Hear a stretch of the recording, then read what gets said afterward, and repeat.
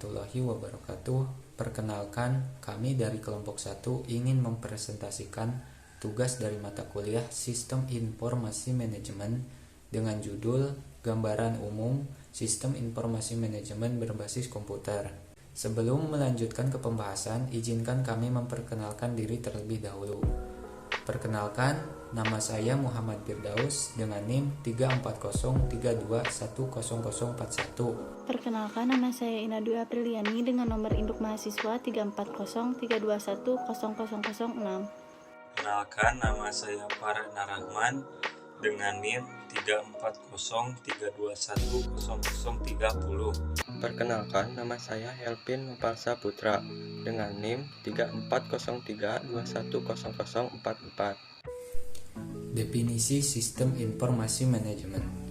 Sistem informasi manajemen berbasis komputer merupakan sistem pengolah data menjadi sebuah informasi yang berkualitas dan dipergunakan untuk suatu alat bantu pengambilan keputusan. Tujuan mempelajari sistem informasi manajemen memandang bahwa nilai dari informasi amatlah berharga. Oleh karena itu, harus dikelola dengan baik. Sebagai seorang wirausaha, staf manajemen atau terlebih sebagai manajer harus dapat menghargai dan mampu mengelola informasi bagi kemajuan perusahaan atau usahanya. Unsur-unsur sistem informasi manajemen berbasis komputer.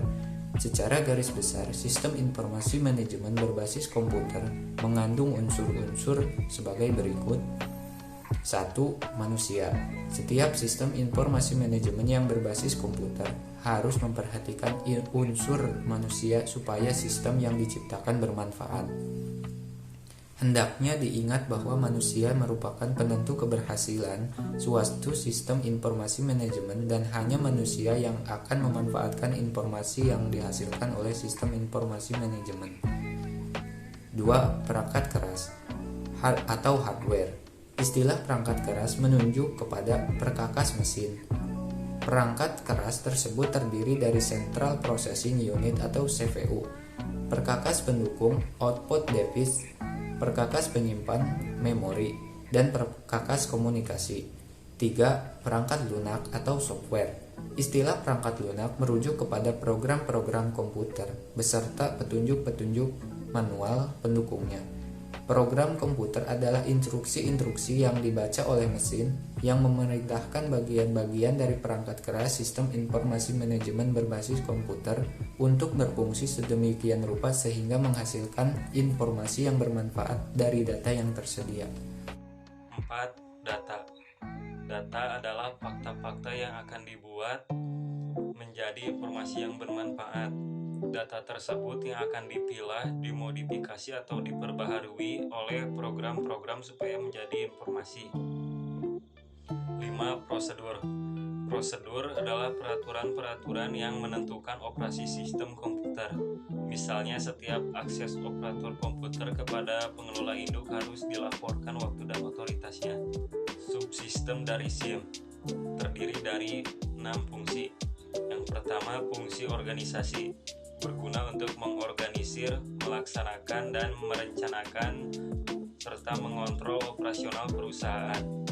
Yang kedua, fungsi keuangan, berguna untuk analisis keuangan dan biaya perencanaan kebutuhan modal, perkiraan pendataan.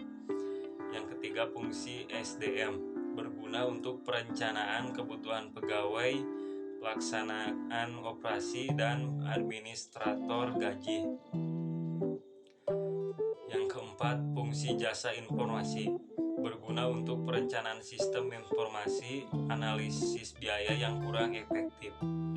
Yang kelima, fungsi pabrik atau manufacturing, berguna untuk perencanaan dan penjadwalan produksi, analisis, dan pengendalian biaya. Yang keenam, fungsi pemasaran, berguna untuk ramalan, perencanaan penjualan, hubungan tingkat manajerial, dan fungsi organisasi perusahaan. Macam-macam komputer.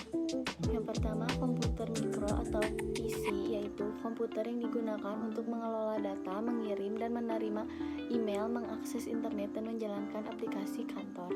Yang kedua, komputer mini, dirancang untuk mengerjakan pekerjaan dasar komputer seperti mengolah dokumen atau mengirim email layaknya komputer pada umumnya.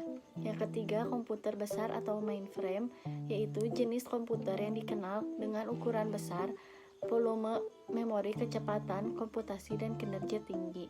Yang keempat, komputer super, digunakan untuk tugas perhitungan. Pelaksanaan sistem informasi manajemen berbasis komputer. Yang pertama ada input. Perkakas input berfungsi menyediakan data mentah ke komputer sistem. Yang kedua, pengolahan. Data yang telah diinput kemudian diolah lalu diproses oleh CPU sesuai dengan instruksi-instruksi yang diberikan oleh perangkat lunaknya. Kemudian ada penyimpanan. Pada saat komputer menjalankan fungsinya, ia mengalirkan dan menyimpan data dalam ruang elektronik yang disebut memori. Yang terakhir itu ada output. Setelah informasi diperoleh, informasi tersebut diberikan kepada perangkat output. Kemudian di sini ada perkakas input. Yang pertama yaitu keyboard, berfungsi sebagai entry data berupa teks. Kemudian mouse berfungsi untuk menggerakkan kursor pada komputer. Kemudian ada like pen, digunakan untuk memasukkan berbagai data ke komputer maupun ponsel pintar. Kemudian digitizer berfungsi untuk mengubah data analog menjadi data digital. Lalu barcode reader mengambil gambar dalam kode bar. Kemudian scanner berfungsi untuk menduplikasi dari media kertas berupa tulisan atau gambar menjadi bentuk digital. Kemudian touch sensitive screen, yaitu menggantikan fungsi papan ketik dan mouse sebagai alat pengganti elektronik. Kemudian ada perkakas output. Yang pertama yaitu printer, berfungsi untuk menyajikan tulisan atau gambar ke media datar seperti kertas dalam berbagai ukuran. Kemudian ada plotter, printer grafis yang menggambar dengan menggunakan pena-pena tinta yang mampu mencetak gambar berukuran besar. Kemudian ada facsimile, membuat salinan yang sama dengan aslinya. Fungsi sistem informasi berbasis komputer.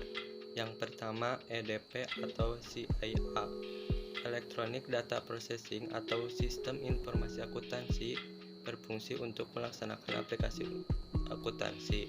Aplikasi ini ditandai dengan pengolahan data yang tinggi, seperti mengumpulkan data yang menjelaskan tentang perusahaan, mengubah data tersebut menjadi informasi, menyediakan informasi bagi pemakai di dalam maupun di luar perusahaan. Kedua, SIM, Sistem Informasi Manajemen, integrasi manusia dan mesin guna menyediakan informasi untuk mendukung fungsi operasional, manajemen, dan mengambil keputusan dalam suatu organisasi.